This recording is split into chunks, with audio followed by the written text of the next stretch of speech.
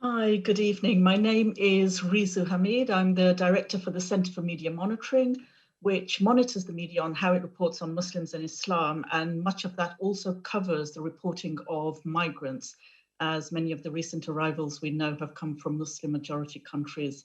I've worked in the media for over 30 years as a journalist and filmmaker in news, current affairs and documentaries for the BBC, Channel 4 and other broadcasters.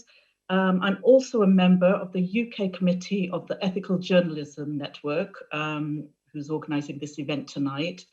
And it's a global network which promotes high ethical standards in journalism based on the principles of truth and decency and accuracy, independence, fairness and impartiality, humanity and accountability. And we also try to tackle hate crime and disinformation. On behalf of the EJN, I'd like to welcome all our panelists and audience to this very important discussion on how the media reports migration. Migration is a topic which has recently been in the news again, with the government proposing to set up processing centres in Africa without refugees or asylum seekers having any recourse to appeals. We also have many Europeans who've been living in Britain along with their British-born children who face possible forced removals because they missed the deadline to register for settlement in the UK. And we have the recent story also of Britain extending an invitation to people from Hong Kong who've been offered a 5-year visa if they have British national overseas status, which can eventually lead to permanent settlement and British citizenship. And these are just some of the kind of more recent events that have happened and that we will be tackling. Migration, as we know, is as old as humanity itself, but we often find that it's reported on as a new 20th or 21st century phenomenon. And each time there are new arrivals, journalists face the same challenges of how to report the story, which sources to use, whose perspective to report on, and what language to use. And all of this is important because we know that what the public knows about migrants comes largely from what they read, hear, or see in the media. And therefore, the responsibility on us as journalists is that much greater because of the perception that the public then has of the stories that we cover. We've got a distinguished panel with us tonight, all of whom have different areas of expertise, and we're hoping that they will shed light on some of the most problematic and challenging aspects of reporting migration. Marzia Rango is the Data Innovation and Capacity Building Coordinator at the International Organization for Migration in Berlin, and is currently managing a project focusing on migration across the Mediterranean to Central Europe. Welcome, Marzia. We also have with us Amelia Gentleman, who is an multi-award winning journalist who spent 6 months working on the Windrush Scandal for The Guardian, which had led to the illegal deportation of African Caribbean people who'd settled here for decades. And she's the author of The Windrush Betrayal, Exposing the Hostile Environment, which details the scandal and the impact that it's had on people's lives. Benedict Rogers is the co-founder and chief executive of Hong Kong Watch and co-founder and deputy chairman of the Conservative Party's Human Rights Commission. He's a human rights activist and a journalist who's written extensively on the plight of people in Hong Kong, where democracy is being suppressed by the Chinese authorities. Chantal da Silva is a freelance journalist who's helped expose the appalling condition asylum seekers face in Napier Barracks, despite numerous, despite attempts by the Home Office to hide what was happening. She works for numerous publications, including The Independent, the Bureau of Investigative Journalism, Channel 4, and many other TV channels, and she focuses on immigration rights. And last but not least, Jamal Osman, without whom I don't think this discussion would be complete. And I say that because Jamal was a migrant, a refugee and an asylum seeker who fled the war in Somalia. And so his perspective as the subject of the story and now a journalist that covers such stories will be invaluable. Jamal Osman is an award-winning journalist and is currently the Africa correspondent for Channel 4 News. Just before we begin the discussion, just a few housekeeping rules.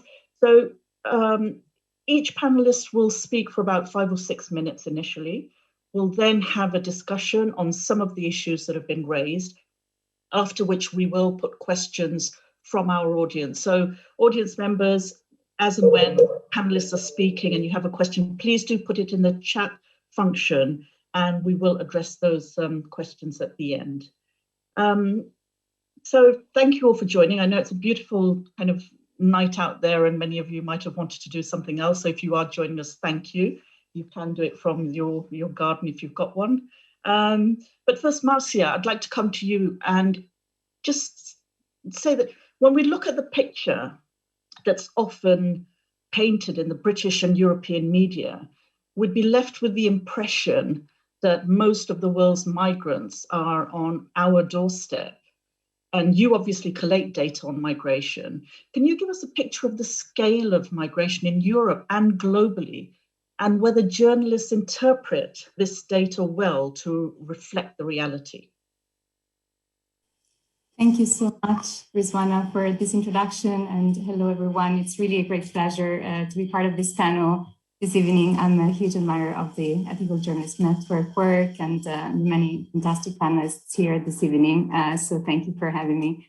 So I work primarily on migration statistics, migration data, innovation, capacity development at IOM's Global Migration Data Analysis Center, which is a unit set up by IOM in 2015 in Berlin to sort of respond to calls for better international migration data and analysis, based on the recognition that data may not be sufficient, but are essential for informed policies, programs on migration, and also to promote a more balanced and informed public debate about the topic. So yes, I will start answering your question by just trying to give a broad picture, a global picture of migration trends to put our discussion into perspective. And apologies, it will be probably quite superficial in 5 minutes, but just to give a sense of what we're talking about around the world. And so how many international migrants are there around the world?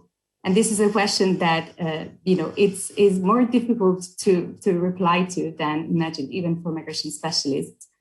The best estimate that we have currently comes from the UN Department of Economic and Social Affairs, and it's the number of pretty much foreign-born populations, so the people living in countries other than the countries where they were born.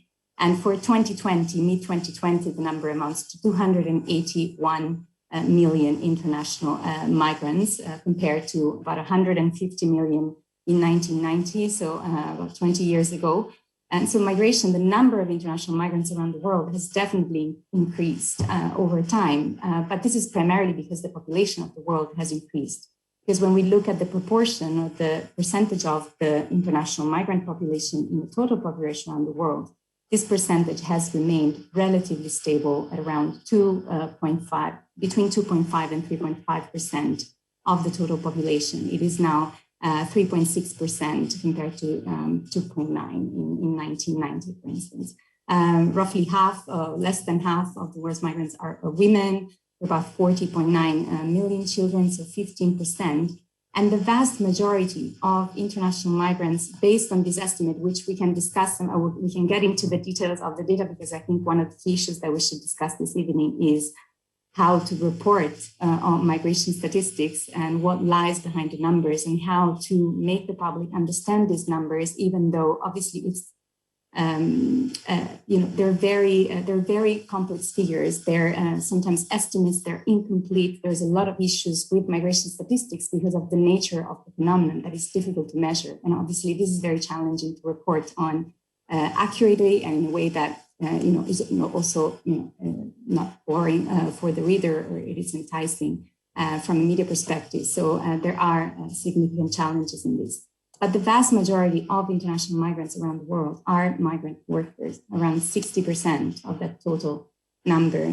So according to International Labour Organization statistics, it's 169 million based on those estimates. So these are estimates based on the estimates. around 60% are migrants working in countries around the world. And only 9% of this number, this total 280 million, are registered refugees. So about 26 million registered refugees around the world by the end of 2020, according to figures from the UN High Commissioner for refugees. So vast majority, labor migration, migration for work reasons around the world, refugee movements, obviously important for the reasons that there are people who are persecuted, are seeking asylum and are asking for protection. But when we put these numbers in context, the vast majority is regular labor migration. And when we talk about the contribution also of migration and migrants to development around the world, one of the key indicators and the key indicators used in the sense is remittances. So the amount of money and goods that migrants send back to their families and communities in countries of origin. And this amount was estimated at 540 billion US dollars for 2020. There was an expectation that this amount would decrease significantly during the pandemic because of the difficulties in sending money back home and the difficulties in migrating. But this has been this has not been the case. So the decrease in remittance flows based on these estimates has been of 1.5% compared to the 20% that was expected initially and that was estimated by the World Bank. And when we talk about also this contribution, we tend to commonly compare this indicator to other forms of financing for countries around the world, like foreign direct investments or official development assistance, because these are private funds, remittances are private funds sent by migrants back to communities and families. But they they're much larger than flows of international financing, such as foreign direct investments and overseas development assistance around the world. So they are a key instrument for development, for investments in health and education in countries around the world. And the key indicator, again, of the huge contributions made by migrants to countries around the world. Just a little bit also on forced displacement, which, as I said, 26.4 refugees, according to estimate or to statistics from the UN High Commissioner for Refugees. And oftentimes these numbers about forced displacement, because of the way they're presented also by specialists and also how they're reported by international organizations, sometimes can be misleading. So we talk about the greatest forced displacement historically around the world, and there is definitely some truth to that. But the numbers and what lies behind the numbers is really important also to unpack. And so, according to these numbers, were 78.5 million individuals who were forcibly displaced by the end of 2020. Due to conflict and generalized violence and human rights violations in countries around the world. And there were more than double the number in 2010. And then this includes 26 million refugees and the 4.1 million asylum seekers, so people waiting for their asylum decisions to be judged, and 48 million internally displaced people because of violence and conflict. So these are people moving within the countries, displaced by violence, but stay within the country's borders. And then on top of this, we count 5.6 million migrants and refugees and asylum seekers from Venezuela.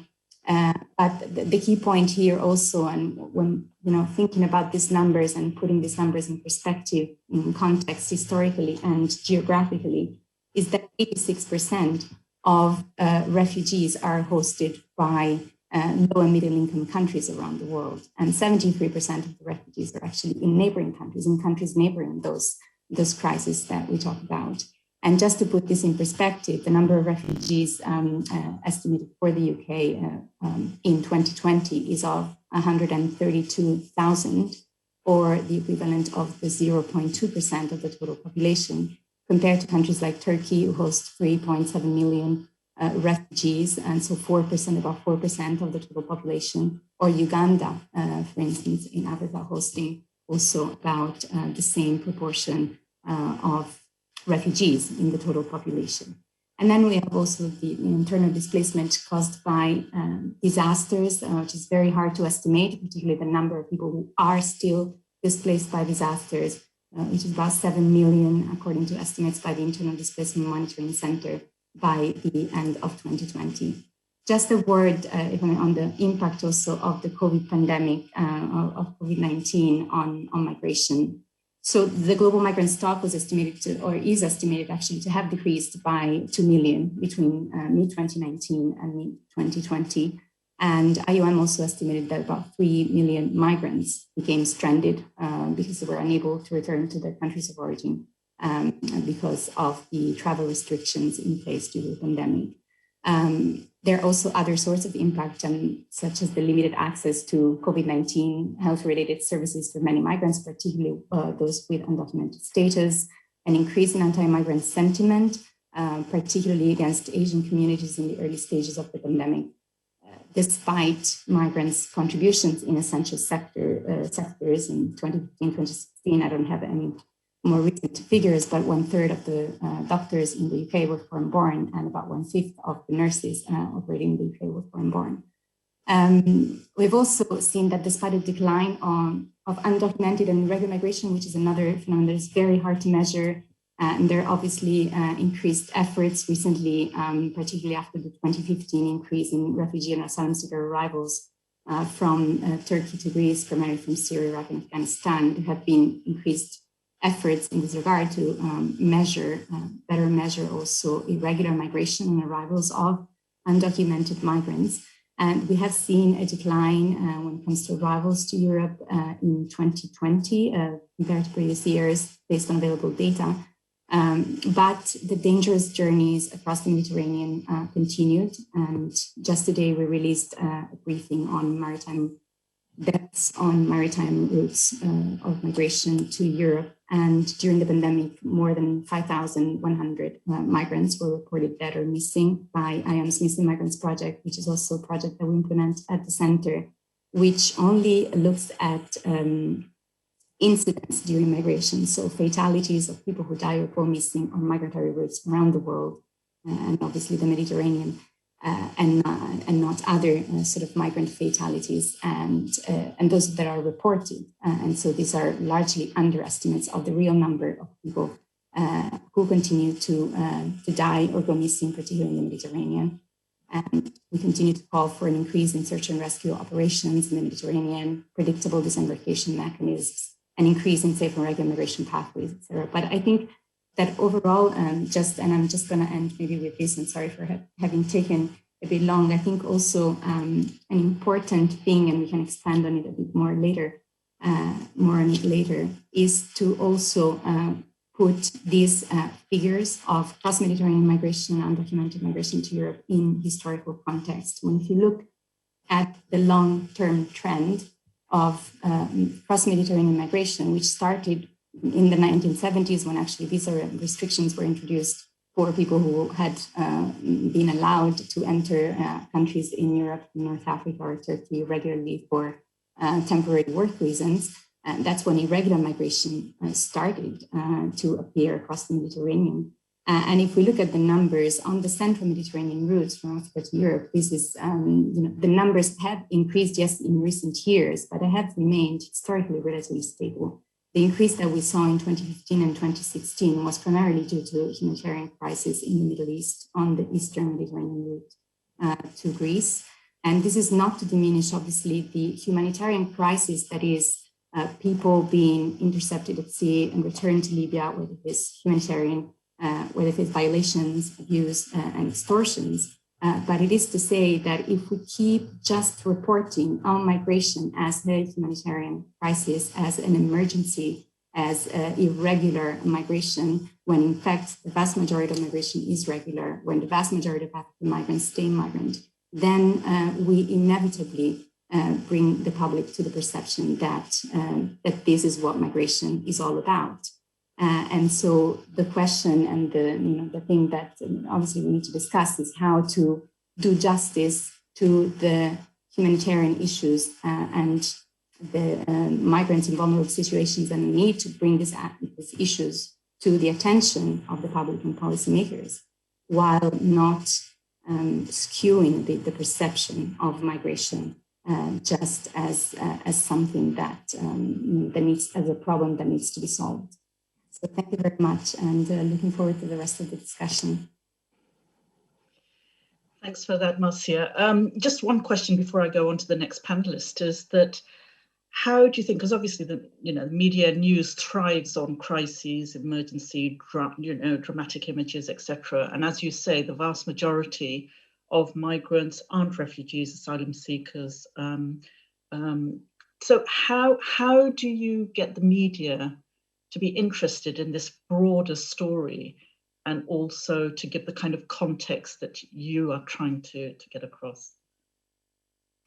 Yeah, it is the million-dollar question. I think obviously there are incentives to be taken into account from certain media reporting, and from also the way that as international organizations and migration specialists and policymakers talk about migration. So definitely, there is an awareness of these incentives and these various issues.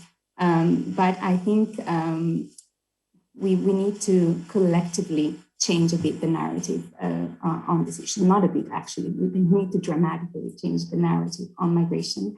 And there are all sorts of organizations, doing exactly this, trying to bring to the attention of the public also issues like the contributions of migrants to development. There's tons of research, right, on this topic. It's nothing new, but it's about first of all finding the stories that are worth telling. Okay, are we reporting about the contribution of migrants? Are we reporting about personal stories? Are we correctly reporting the figures also on migration and contribution of migration to development? Promoting these kinds of discussion, I think, is really important. And yes, coupling also statistics with human stories that can sort of connect with the public. And this is the same, even reporting on other issues. That we can't just keep talking about numbers. We need to explain the human reality of the situation. And there's another aspect, I think, which is also sometimes reporting on migration as a sort of this separate issue from the rest of society and how societies just develop and function. We're talking about people who are part of communities, who are part of the countries where they live. And so the reporting on migration always as a separate story, as something foreign, as something that is not part and parcel of our lives, our societies. I think that's also something to think about. Definitely, we'll explore that a bit later. So, Amelia, I'll come to you next, because you have tried to tell that untold story, and a story that went kind of under the radar for decades, and that's what the so-called Windrush Scandal. I say so-called Windrush because I think there's a problem with that term in itself, because it almost puts the onus or blame onto the population that came on the Windrush, whereas it was actually, the blame actually lies at the foot of a series of government policies and blunders which denied, citizenship and led to illegal deportation of kind of hundreds of African Caribbeans who'd settled here for decades. But why do you think this particular story slipped under the radar and kind of was left untold for so many decades?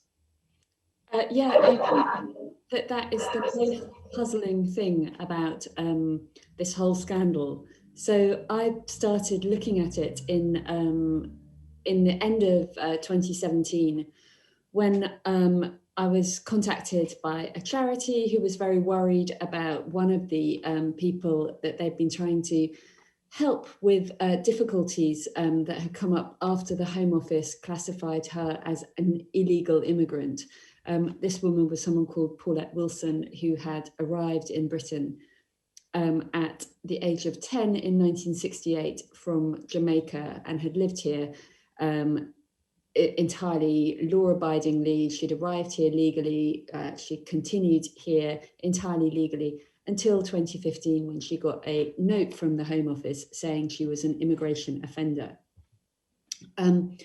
we reported to her story in The Guardian, and in the weeks that followed, I was contacted by many other people who had similarly been misclassified by the Home Office as immigration offenders. And we went on reporting those stories for about 6 months before really there was very much follow-up from other media, with the exception of Channel 4. And really before there was any significant political reaction to what had gone wrong. I spent a year afterwards writing a kind of much more detailed book about the causes of this scandal. And one of the things that really, really puzzled me was that people had been misclassified as either immigration offenders or as people who didn't have the right to remain in the UK for decades. So people, particularly from this cohort of former Commonwealth, so Commonwealth-born people who'd moved in the 1950s and 60s from Commonwealth countries to live in Britain, as they were entitled to do at that time. For decades, they had had occasional problems returning to Britain after trips abroad. And these were problems that sound trivial, but had actually completely life-shattering consequences, because people got separated from their families in England and were not allowed back into the country. So yeah, really, really significant problems, but it wasn't really reported on. And then there was a kind of second wave of the same scandal that emerged from 2012 onwards under David Cameron and Theresa May's government, when a raft of hostile environment policies were introduced, which required people to prove that they had the correct immigration status at many points during everyday life. So not just at the border when they arrived into the country, but when they applied for housing, when they applied to get a pension or a driving license or a access to NHS free healthcare. And at that point, thousands of people began to be very, very badly affected by this policy, but it went pretty much entirely underreported. And that is a kind of ongoing mystery, I suppose, to me, why it was that these people had such a kind of huge difficulty in getting their stories told. And once we began to highlight the problem in The Guardian, I would meet person after person who would kind of almost explode with their desire to talk about what had happened and that their problems in getting the Home Office to change their classification as illegal immigrant, or finding anybody who would kind of listen with common sense to their accounts of having arrived as children into this country in the 1950s and 60s, having lived here for half a century, and protesting that it was completely insane and illogical then to be classified as illegal immigrants. But person after person who I interviewed said that they had had real difficulty in getting their story either heard in the media or dealt with by local politicians. And I have a few reasons in explanation. I mean, none of them are kind of particularly persuasive. It's a kind of collection of, you know, not very, a collection of quite complicated factors that perhaps explains why this issue was hidden for such a long time. And I think the first of which is that immigration stories are always incredibly complicated. And we called this the Windrush Scandal eventually, but as you say, it's a not totally helpful classification, because this was a problem that affected people from beyond the Caribbean. It affected people from India, from various parts of Africa, and, you know, not just people who came on a boat in 1948. So it was a useful kind of headline, but not a tremendously helpful formal classification. I think MPs' offices were overloaded by immigration cases of different kinds, and they found it hard to highlight this problem as a particular problem that needed shouting about ahead of a whole other myriad of other competing problems. This was a period where we were seeing huge cuts to local authorities, and that meant there were cuts to local advice centres. There was also a huge cut to immigration legal aid, so that it was no longer something that people got for free. So they found it much harder to get legal advice on how to extract themselves from this problem. The issue was reported on at times in kind of isolated cases by The Voice, but it wasn't something that I think, because the circulation of The Voice doesn't have the same reach as the circulation of The Guardian, and you really needed to have a kind of huge online platform where people were sharing stories, and there was a kind of snowballing momentum, which we eventually had. But it is a really, really puzzling and troubling question. And do you think, I mean, you speak of all the kind of complications and the kind of the context in terms of cuts within the Home Office, you know, it being very complicated as far as immigration law and policies are concerned. But do you think it also falls into the narrative of mostly the onus and the blame is put on immigrants themselves, and therefore when stories like these are heard, you just think, oh, well, it must have been your own fault, you've done something wrong. But generally, the onus tends to be put on immigrants themselves. And do you think that was part of the problem? Yeah, that was hugely part of the problem, because actually, you know, I think the whole debate around illegal immigration is so toxic in this country that many of the people who were affected by this problem didn't want to speak to anybody about it. They didn't tell their children that they'd been classified as immigration offenders by the Home Office. They were very embarrassed about it, and indeed many of them felt that they somehow themselves had made a mistake. The Home Office was absolutely adamant when I first started raising these cases with them that the fault was with the individual, and they said the individual should have applied for a certain status, they needed to go on to apply for that status, and they needed to get legal advice to do so. And that advice that the Home Office gave me to contextualise these problems was wrong on 3 counts. The first count, they didn't actually need to apply for the status. There was clear guidance from the government in the 1980s that applying for that status for this cohort of people was not necessary.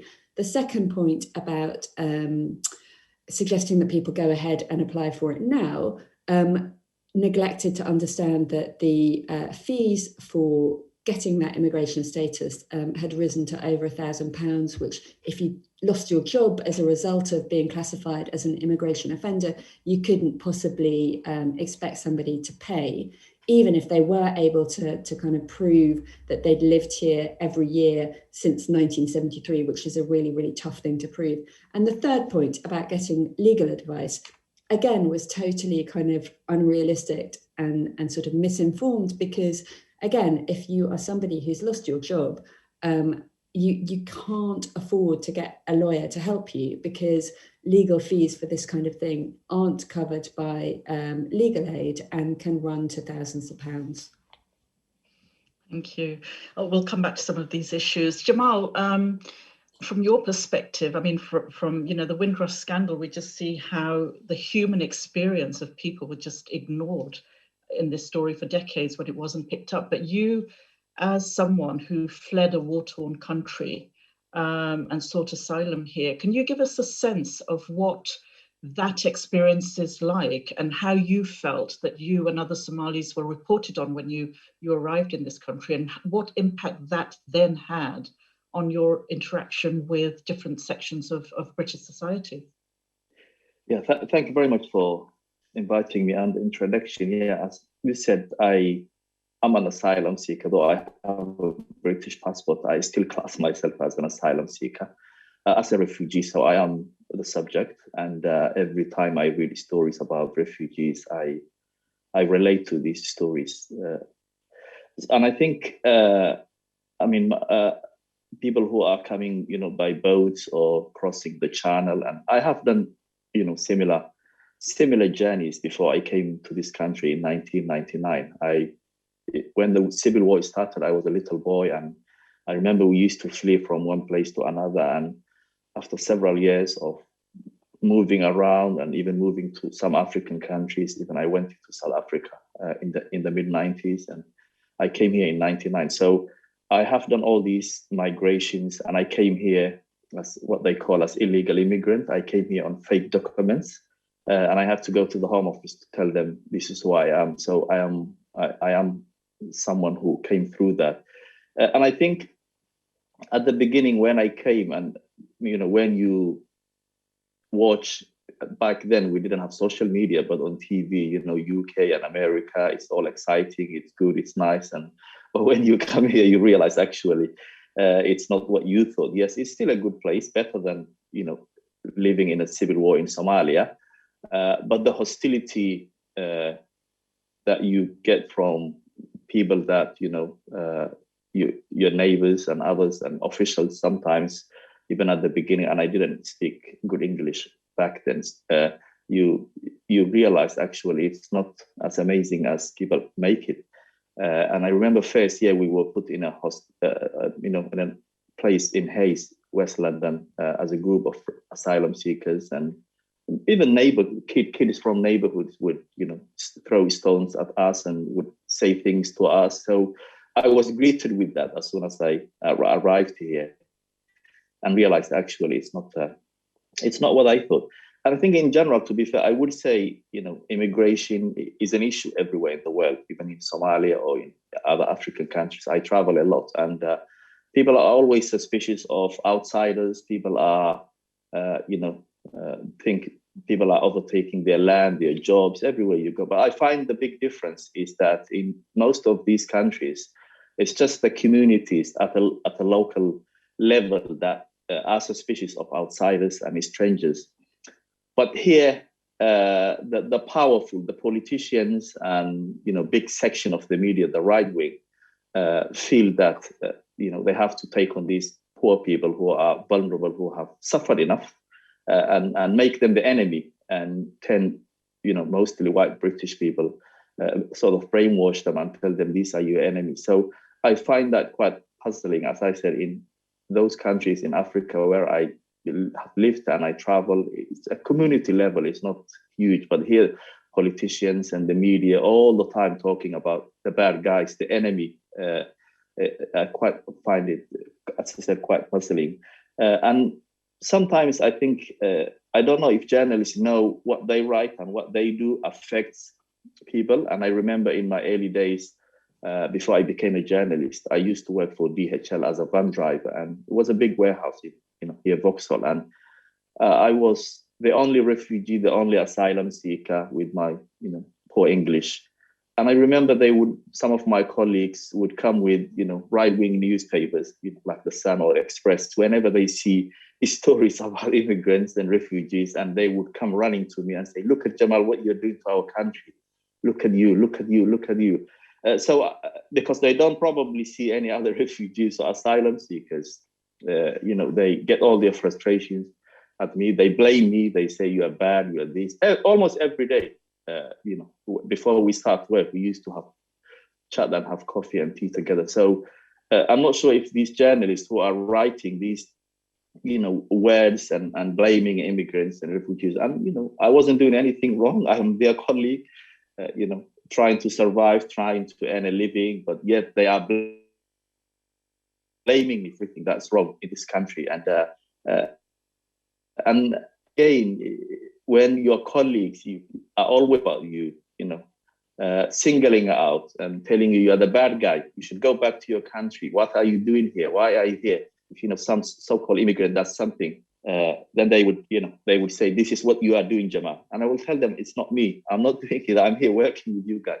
please leave me alone. So I think that is what happens when you dehumanize people, when you pick on these vulnerable people who are seeking a better life, who are seeking sanctuaries. Yes, as I said, it's not as bad as Somalia, but it's a very, very bad experience, I think, for anybody who has gone through that will tell you. Even although I was able to sort of, tell them off and defend myself and argue with them, it wasn't a pleasant experience. While they would talk about football and other things, they would talk to me about every immigrant that has potentially done something bad. And it was terrible, I would say. And I was one of the Somalis who came in the 90s. Another group came in the 2000, and I think we are now a big community. And even then, when I became a journalist, I realized, how much and I would say the right-wing media hate us. And we are not the only one. I'm sure they pick on all the immigrants, and they have to find an enemy all the time.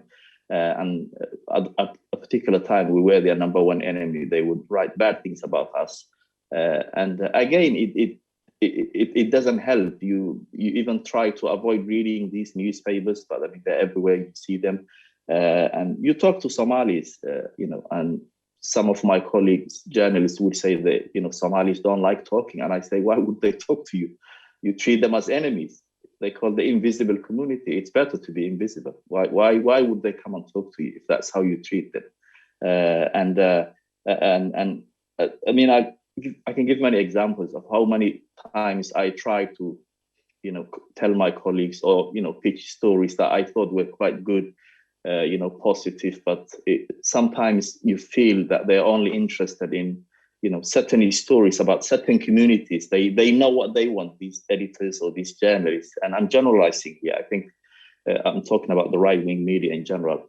It's like they know what they want about Somalis. There are specific stories they want to say about Somalis. And if you pitch something else, it's like, yeah, sorry, we don't have a budget, we don't have this. But, if you pitch a story like what they want, it's like, oh, it's a great story, let's do it. So it seems that they have formed an opinion about each community and what they wanted to say and how much they hate them or what, they want to tell their readers. And I wouldn't say that is a good practice in journalism. We always talk about objectivity. I don't think anybody can be objective, but you can be truthful, you can be fair, you can treat people like humans.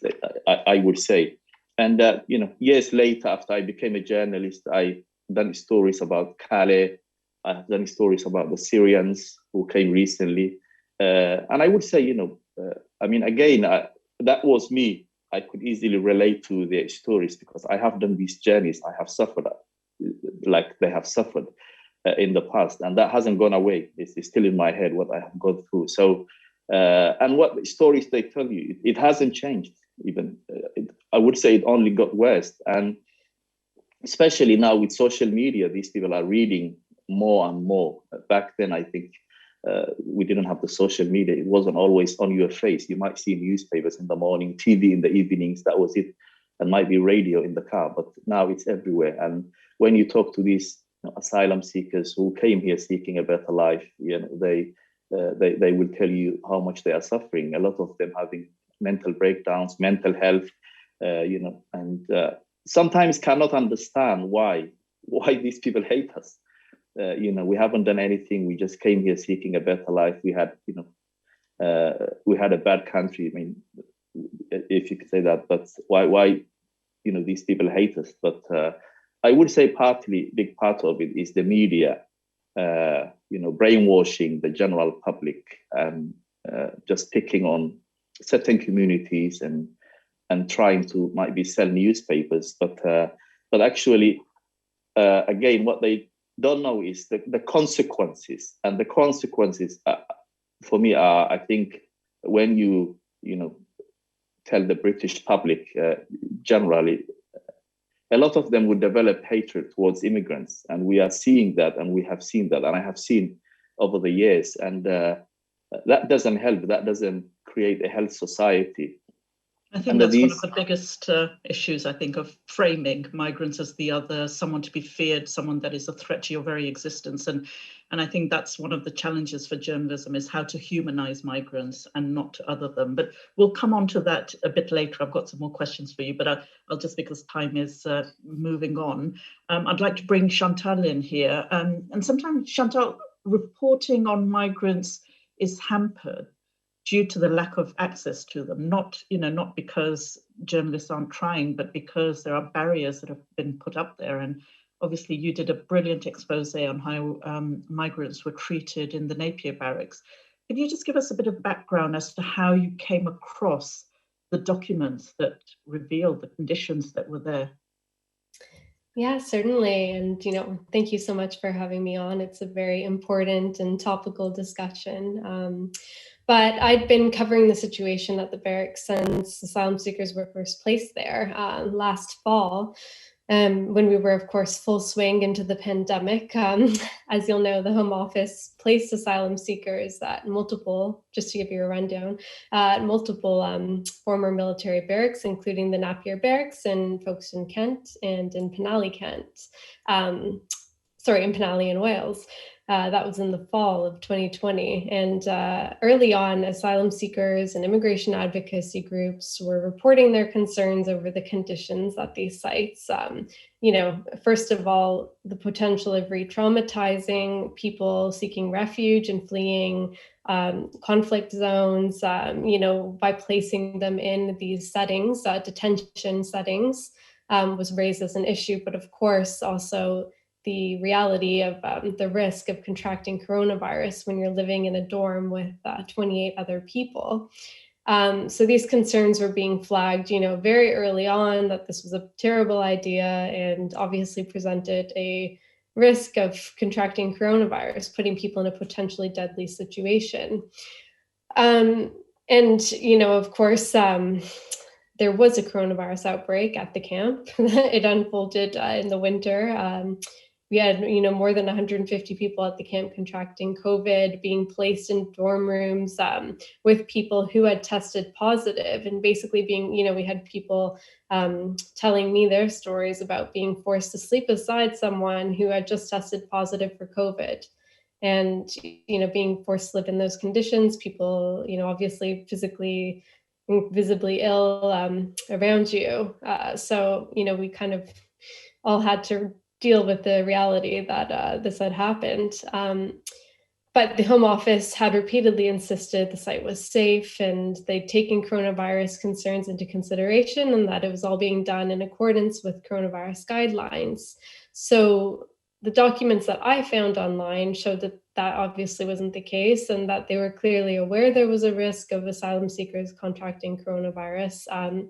These were actually documents that have been made available by the Home Office in response to a Freedom of Information request from a member of the public. And they had kind of just been sitting there in cyberspace for some time when I stumbled upon them. But they were essentially site visit checklists at each of the sites, but they've been heavily redacted. And I'm sure other journalists in the room do this often. I don't know, I kind of do it as a hobby, but just running redacted items through copy and paste on word processor to see if they've been poorly redacted. And that happened to be the case here. And the redacted portions showed that they had identified the dormitory settings as a potential health risk. They showed that they thought these sites were austere and run down in poor condition, which obviously was not the messaging that we were getting from Home Secretary Priti Patel. She had kept maintaining that these were, great, not perhaps great, but these were suitable sites to house asylum seekers. And, that if they were good enough for our troops, then they'll be good enough for asylum seekers. But the case was that the government itself had identified the site as not being in good condition for anyone, really. So, yeah, that's how I sort of stumbled upon the documents. And, interestingly, this was around a time when I think there was a lot of fatigue around this narrative of what was happening at the barracks. People had kind of lost interest in that story. And unfortunately, on the editorial side, being a freelancer, because I had been a staff reporter for years before I decided to go freelance. And it's kind of shown me, just how difficult it can be to get an important story out there, because when there is a lack of interest or appetite, ultimately journalism is a business. So an editor wants a story that is going to translate into traffic, and that's sadly the bottom line. So this story was actually kind of hard to pitch around, but when it did get picked up by the Bureau of Investigative Journalism, it did really take off, thankfully, but perhaps a bit too late than it should have, because these documents have been sitting there for some time. But of course, there was also other reporting. May Bowman at The Independent is one reporter who has done so much on this issue, and she's highlighted, that Public Health England had warned people about, had warned the Home Office about the health risks at the barracks. So, it's not news, but the Home Office has continued to house people there. And sadly, I find this story has really kind of dropped out of the headlines, as we often see in reporting. And, I suppose, as Jamal noted, there is a tendency, obviously, to go for the story of the day. Over the spring, we saw, obviously, the focus on the migrant boat crossings, the small boat crossings. And we saw how that narrative kind of got really splashed on the headlines. And, obviously, when something happens, it's our nature to report on it. That's kind of the job, isn't it? But I think the important thing in that story would have been to also focus on the why. Why are there so many small boat crossings? Well, we've also seen a major shift in how people transit to the UK. There's less lorry crossings because it then became more difficult for people to get here that way. So while these are very compelling visuals, to just, I suppose, thrust that narrative in a headline of, small boat crossings surge in May or hit record levels, it doesn't really always tell the full story, because, you're not saying the why. Hopefully most of us are in our reporting, but definitely not all of us. So yeah, sorry to go on that little tangent. No, you bring up interesting kind of, aspects of sources, how much to rely on government sources or official sources, or how much to do your own digging. And, we always hear nowadays that there's so much kind of pressure on journalists, and there aren't enough resources, and that investigative, journalists or just working on the ground isn't as, as possible as it used to be. So all credit to you for having done all the digging that you did do to get to that. But I think an important question that we can come to later is about, relying on official sources and verifying those sources, but going beyond those and to give the context of stories as well. Benedict, I know you've written and worked with many people in Hong Kong and here since China regained authority over the island. And the British government's extended a very warm welcome, it appears, to people from Hong Kong who have British national overseas status. And the media's coverage has been quite upbeat about it as well, I would say. And I'd just like to know from you, why do you think that is? Well, thank you very much. Can I first of all say what a privilege it is to be part of this panel, and I've learned a huge amount from the other speakers, so I'm really glad to be here.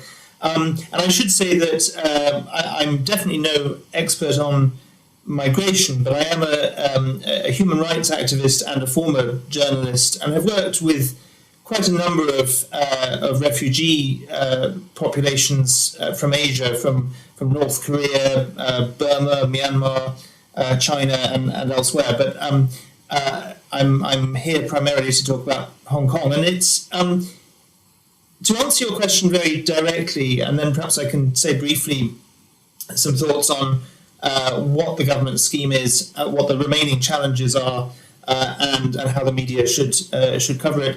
I think that there was a clear, albeit belated, it was rather at the 11th hour, but a clear recognition on the part of the government that it had both a historical and in some ways a legal and moral responsibility to the people of Hong Kong, having handed Hong Kong over to China when last year the Chinese Communist Party regime imposed an extremely draconian national security law on Hong Kong that effectively overnight destroyed Hong Kong's freedoms. I mean, Hong Kong has now gone from being one of the freest, most open cities in Asia to a place of real fear and repression, with press freedom being dismantled, pro-democracy activists being jailed, and basic freedoms destroyed. And I think when the national security law was fast-tracked through the National People's Congress in Beijing, with absolutely no consultation with Hong Kong's legislature at all, I think the British government realised it had to do something. Clearly, other things that it could have done, including sanctions, where it was reluctant to do. And so it had, prior to the handover, it had introduced this British National Overseas Passport Scheme, which up until last year was a fairly meaningless thing. It gave those Hong Kongers who took it up a passport, but it gave them no right to citizenship in the UK.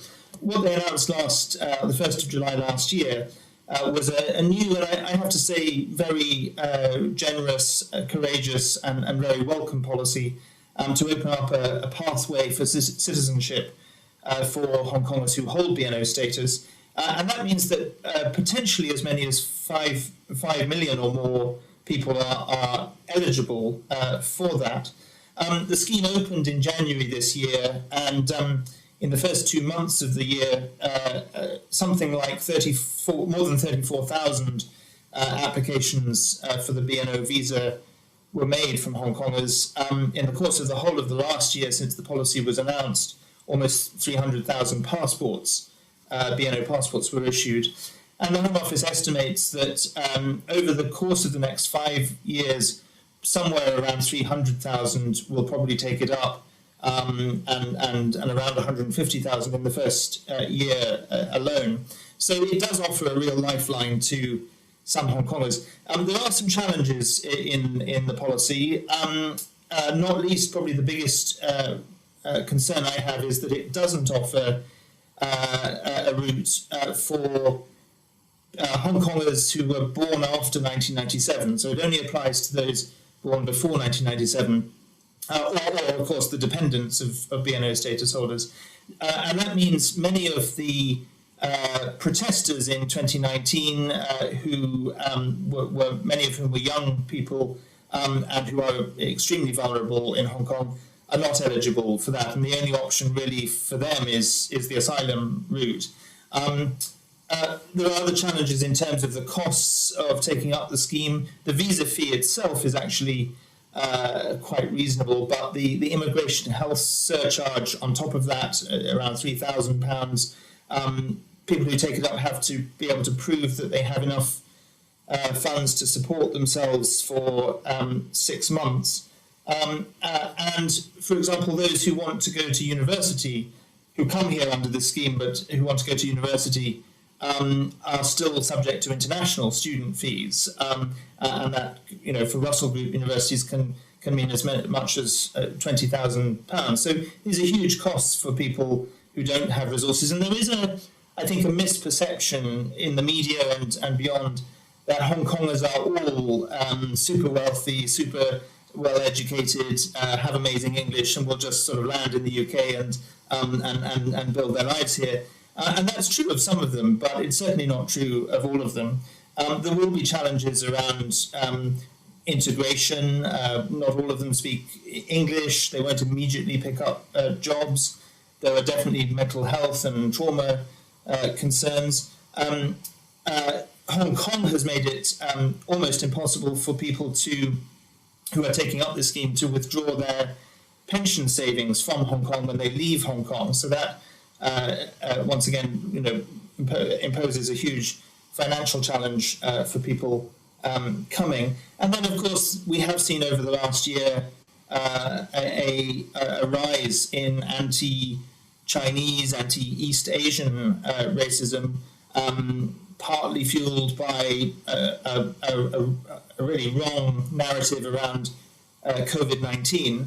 one thing I think is really important is to distinguish between the Chinese Communist Party regime, which I have no hesitation in criticizing for its human rights record and indeed for its cover-up of the beginning stages of COVID, but that should never be confused with China, the Chinese people, or East Asian people more broadly. So that narrative is growing. There is a risk that Hong Kongers who come here under this scheme, if it develops into a narrative that they're coming to steal our jobs, then that would be a profoundly dangerous narrative. I would say so far, public opinion on this particular scheme has been surprisingly positive, but that doesn't mean that it will remain so, and there are these challenges. Let me just say a couple of other things on the challenges, and then I'll conclude very rapidly on the media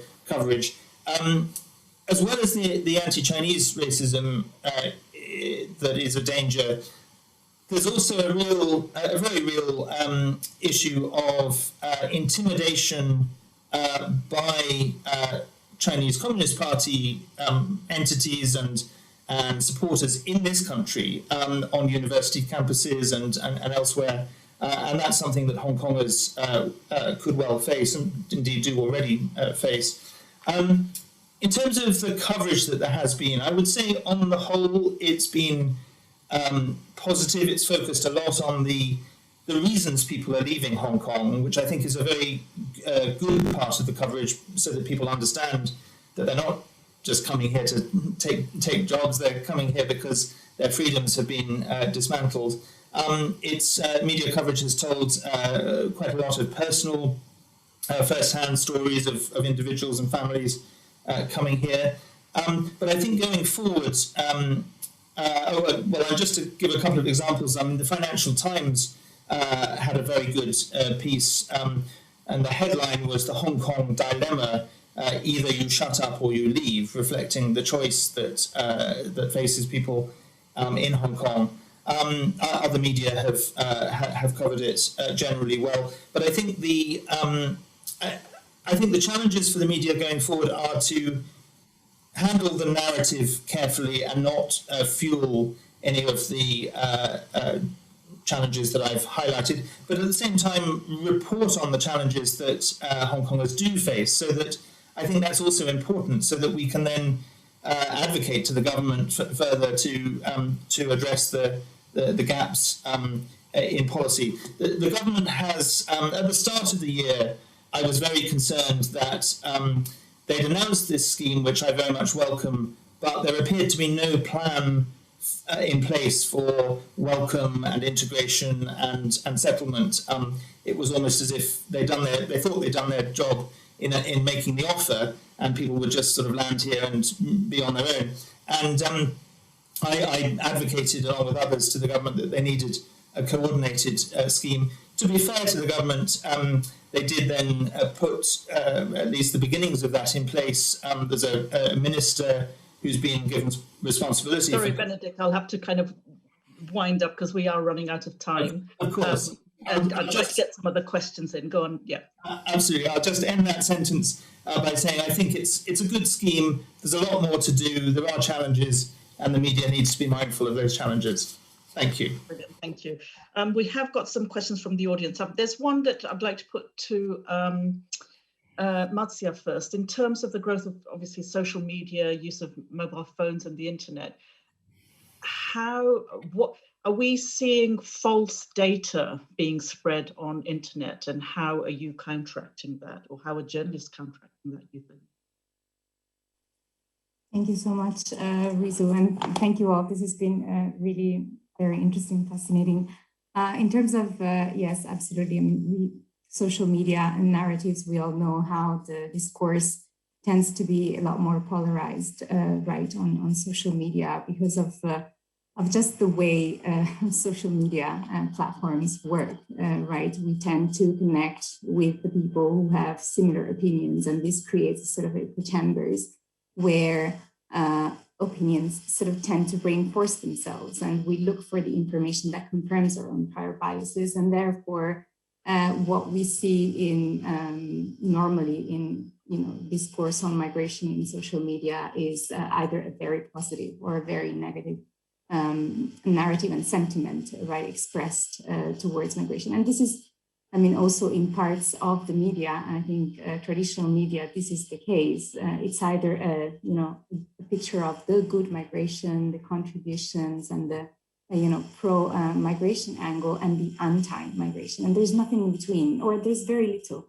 And I think that's where that's what needs to happen, is how to just improve information about migration as a reality of life, as a reality that many of us have faced, will face in the future, may face in the future, and not necessarily as a good or bad thing, but as a natural part of our, of our societies. But on social media, again, going back to that, I think, we actually recently conducted a study also on public sentiment towards migrants, looking at Twitter data and how people were talking about migration on Twitter, and whether that changed in the early stages of COVID-19 and the pandemic compared to the previous phases. And what we've seen, interestingly enough, and it goes again to quantum polarization, is it wasn't only an increase in anti-migrant or negative sentiment towards migrants, but a corresponding increase in also positive sentiment, and the recognizing the contributions of essential workers and essential sectors during the pandemic. I think there was sort of both these forces a bit at stake there. So that's I think also the job of all of us who are researching or reporting on migration,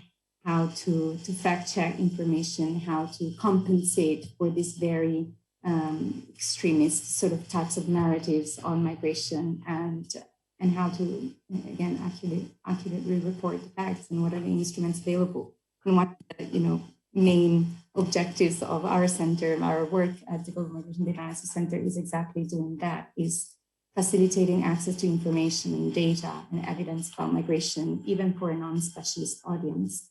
I think that's... each of you could be a separate panel, discussion in yourselves. It's difficult because you've got a range of expertise and things we could talk about. There's a lot of questions coming in, quite similar questions, and this is perhaps for all panelists really, but the journalists in particular. That perhaps a really big question in the UK is why mainstream media are not prepared to call out lies, racism, and lack of transparency among leading politicians. Is there anyone that would like to take up that question in terms of, again, not challenging official sources or governments, or when we find that, the narratives that are being created are completely false, and the impact of those, as Jamal has spoken about, are very real in the lives of migrants. Anyone want to answer that? I'm happy to try. I think it's a fair question because obviously I think we do, most of us at least, do our part to do our jobs, just to hold power to account and to, keep leadership accountable. However, I think, there are some difficulties in journalism where journalists aren't always prepared, or perhaps they don't consider themselves qualified to name certain behaviors, certain statements. For example, to name someone or something as racist. I think journalism has always been reactive in that regard, where, we don't always feel that that's a label that is ours to assign. Obviously, there are exceptions to that. There are clear statements that are racist, and we should be calling them and labeling them as such. When something is said, when something is done, I don't think we should shy away from that terminology at all. But I do think that there can be difficulties in sort of adopting a stance, that there is a very thin line between taking a stance based on how we feel and based on what we're trying to report as the truth. But, I suppose that a lot of readers and consumers of news are fairly disappointed, in some of the failures in journalism where, we do sometimes just provide platforms, to government officials, to whoever holds the microphone of the day, and don't always do a good job of sort of countering or questioning that. And I think a lot of that does have to do at times with resources.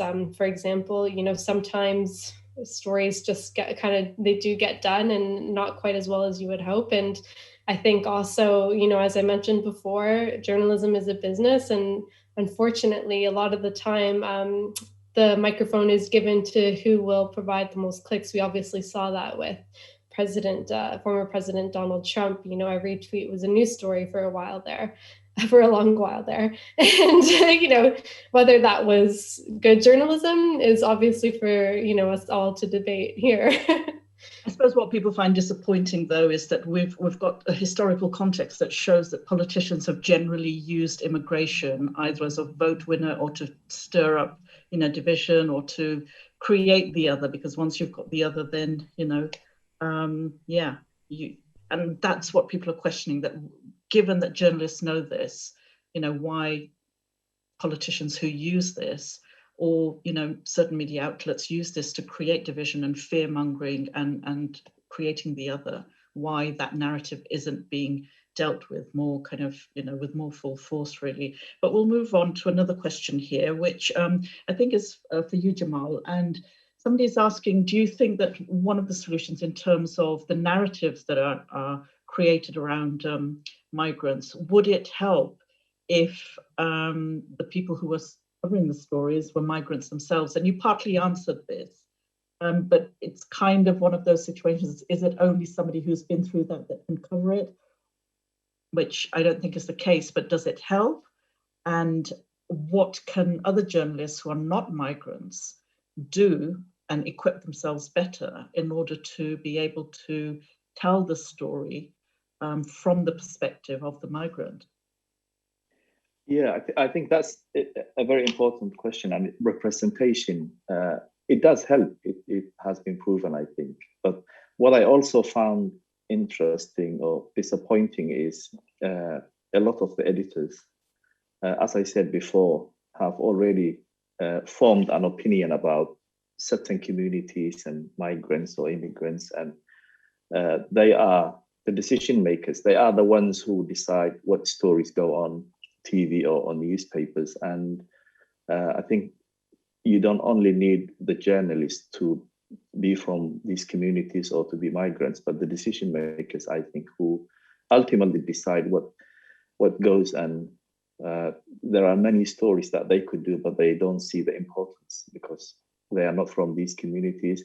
And in terms of the people who are not other journalists, who are not immigrants or migrants from that background, I think that what I always say is, if you see, everyone as human beings like you, who was born in a different place, I think it's very simple in a sense. You don't have to, think about anything else. If you treat these people like you, then you would be able to understand from their perspectives, I think.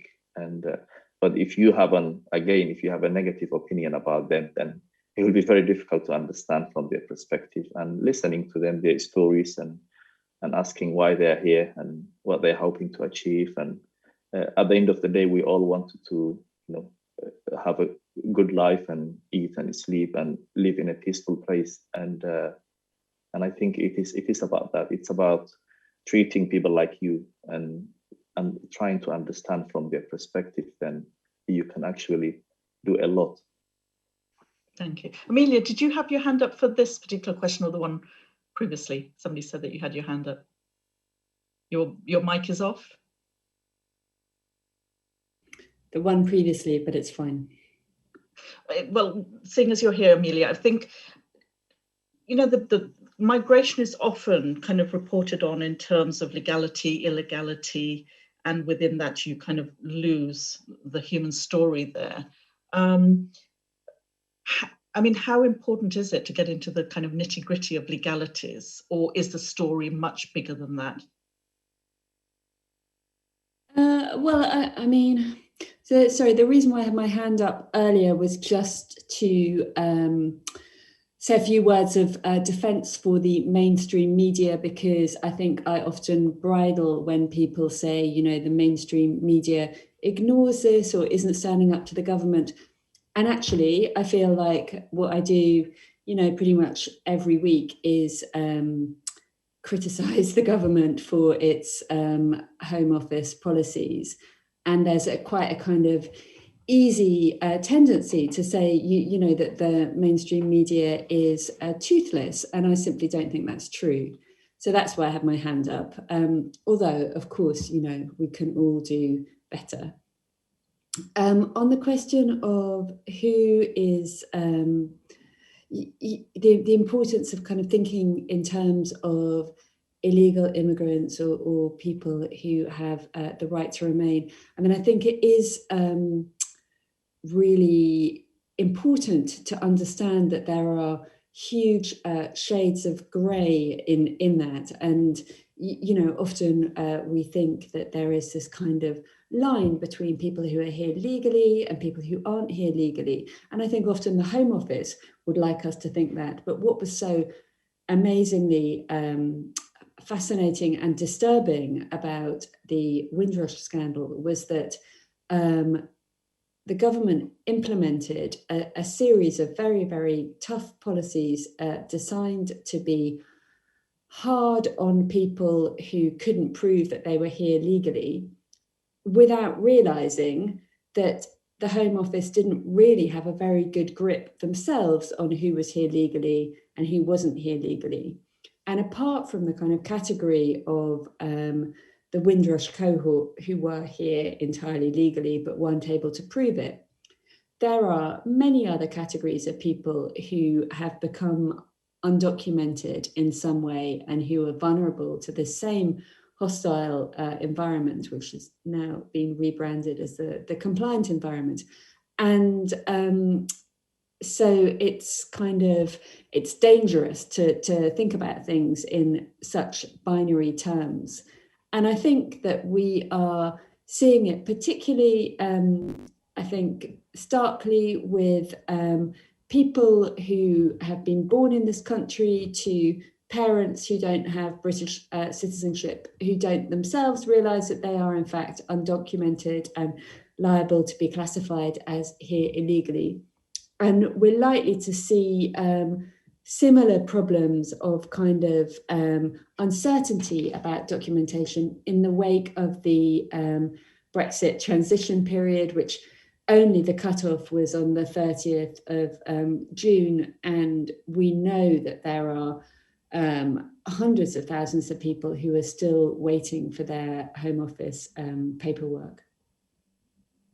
Thank you. Yeah, and I think, I mean, that's an issue that we haven't touched upon, but hundreds of Europeans and children who are born here who are going to find themselves possibly being forcibly removed. Do you think that story kind of has been covered well? We've tried to cover it in The Guardian, and we're continuing to try to highlight the difficulties that people are experiencing, but it is a very difficult one to get to grips with by the very nature of writing about people who have failed to apply for a status, and they've usually failed to apply for a status because they are somehow not the most vocal people, they're in some way they're marginalized, and so they're not coming forward to say, listen to me, look at my really difficult situation. Probably they don't know that their status has become undocumented, and we won't know about their difficulties for months, if not years to come. I mean, it's very similar to that small, minority of the Windrush generation very, as well. Very similar. It's potentially exactly the same situation faces people, because because the laws have changed around them, so their status has gone from legal to illegal without them realising, and we just don't know how many people are in that category. There's another question here about kind of future perspectives and how we expect new migration movements as a result of climate change. And does this issue need to be considered in the context of dealing with the climate emergency? Marcia, is this one that you would like to talk about? Thank you. I can say I'm not an expert on environmental migration, but I can say a few things. I think we have to be really careful as well when it comes to media reporting about the impact of climate change on intercontinental, international migration. You know, the talk climate refugees and huge numbers of people who are going to, again, migrate to Europe or to rich countries because of climate. And that is also a very dangerous narrative, I think we have to be very cautious about. But in terms of what is actually, you know, there's actually climate, obviously, climate change factors, environmental factors will affect and will continue to affect, have already affected and will continue to affect migratory movements, not only in terms of disasters, displacement, but also just gradual environmental degradation in many parts of the world, desertification, and just some parts of the world will become inhabitable. But what research tells us so far is that those movements are more likely to be towards neighboring countries or within those same countries. And so we will see displacement caused by a number of factors, because that's also what environmental migration is. It's usually not just one factor, it's a combination of factors, other socioeconomic vulnerabilities that play into that.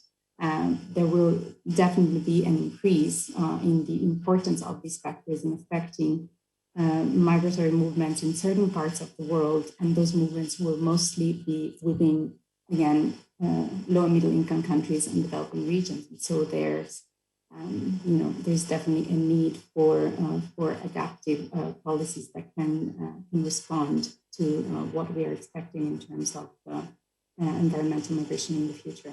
I hope that answers the question. Yeah, no, reflecting the reality as opposed to, I suppose, again, scaremongering about hordes and hordes of people. And that kind of brings us on to, you know, the importance of language. I mean, do you think that the language around migrants has changed in the kind of last couple of decades, or, you know, do we still see terms of mass migration, hordes of people, invasion, influx? I mean, do you think that those are still the kinds of terms that are being used? I suppose that's also for me. Question. You can take it, but yeah. I can just say a couple of things about this. I think the terminology that is still used to describe migration, not only in the media, and we're also guilty of that as specialists, you know, when we talk about migration stocks versus flows. You know, it is statistical, technical language, but it is very dehumanizing, you know, and migrant flows are the technical term for movements of people around the world, but it gives this impression of just, you know, large numbers of people moving, etc. So it's, I think there's still a lot of work to do in terms of terminology and language around migration. I've seen actually more and more, you know, certain scholars, organizations actually talking about this, you know, even the simple terms like that we're all used to, like low skilled versus high skilled migration, and sort of making this distinction between those who are, you know, the best and the brightest and can contribute and have high levels of education, and those who have no education, and as in people who have no education could not also contribute and are not contributing as essential workers and essential sectors. And so I think that there's still a lot of work to do in this sense, and not to mention illegal versus irregular. You know, we can't talk about people as illegal people. That doesn't exist. It's their status, and that changes because of policies, and that can change for anyone, you know. And also this distinction between, you know, migrant and refugees. I think we've come to understand the word migrant as inevitably associated with, again, emergency, you know, asylum seeker, seeking migration, emergencies and crises, when most of us probably have friends who are migrants themselves. I am a migrant myself, and it's I think, yeah, there's still a lot of work to have in this sense. I think it comes down to, you know, as far as terminology, the kind of, you know, having guidelines and regulations there that inform journalists better. And one question that's come in a couple of times, and this is for you, Jamal. People are saying, what could Ofcom do to push broadcasters into reporting more responsibly about immigration? I think the Ofcom has a strict guidelines in general on reporting certain issues, but again, I think the issue of language and terminologies, I think that is very, very important. But I would say that the biggest culprits, as far as I'm concerned, are the right-wing newspapers, not necessarily the broadcasters. I think the broadcasters do quite well when they're reporting migration. I'm not saying they do very well, but they're much better than when you compare to the right-wing press. I know the Guardian and the Independent, they do really well. And many of the migrants, when you talk to the immigrants here, they read these newspapers and they love them and they think they represent them. But the right-wing press, I think, is the section of the media that needs more regulation, perhaps, on reporting these issues. Benedict, do you think there is a danger of the right-wing press picking up on anti-Chinese sentiment following, the whole COVID kind of debate for when Hong Kong migrants come in? Yeah, absolutely. I think there's definitely a danger of that. It hasn't happened yet, but I certainly think it's a danger. The other danger, just very briefly, that I just wanted to flag is, as well as the danger from the right-wing press here, we are already seeing quite a sustained disinformation campaign by the Chinese state media, the Communist Party state media, designed obviously to discourage Hong Kongers from taking up this scheme. And it's a combination of building on many of the wrongs that other panelists have highlighted, combined with disinformation to sort of paint a really negative picture of Britain, much of which is based on, sadly, reality, as we've heard, but it's being used to discourage Hong Kongers from coming. So I think we face those two challenges as far as the media is concerned. Yeah, thank you. I've just realised it's a minute to go before 8 o'clock. I'd like to just thank you all for this really interesting discussion. As I said, you've all got kind of your areas of specialism, could be, a discussion in itself, and we've had to cover a lot of aspects in a very short space of time. So apologies if you didn't all get to say what you wanted to, and we didn't get through all the questions. But I think it was a really, really important discussion and brought up interesting questions of, sources, framing, narrative building, guidelines, regulations, and lots of food for thought for, practicing journalists in terms of how we continue to report on migration, because it's not going to be a story that comes and goes. It's going to be constant and possibly grow as we've seen it grow. But the key to it is obviously tackling the subject with sensitivity, with accuracy, responsibly, and always keeping in mind the impact that reporting has, not only on migrants, but I suppose on society itself, because if it doesn't kind of create social cohesion, but instead creates divisions, then that impacts not only on migrants, but, the broader society. And so the responsibility of journalists and media outlets to report this accurately, fairly, and responsibly is really important. We do have more information about ethical journalism networks' work on migration in the media, including reporting guidelines, and they can be found on the website link. And I think Zoe's going to post the link there. EJN is a registered charity which relies on donations. And so if you would like to support the work of EJN in promoting high ethical standards in journalism, and to see more events like this, you can make a donation on the website. And again, hopefully, Zoe will post the link in the chat. There are other kind of bits of information that you can get on the website. But just, thank you to all the audience members for having, bared with us for almost an hour and a half, and all the panelists. And let's hope this is the beginning of a discussion, because we obviously haven't got through all the issues nor come to the right solutions in terms of how we can get this reporting right. Thank you, everyone, and hope you have a good evening, what's left of it. Thank you very much. Thank you.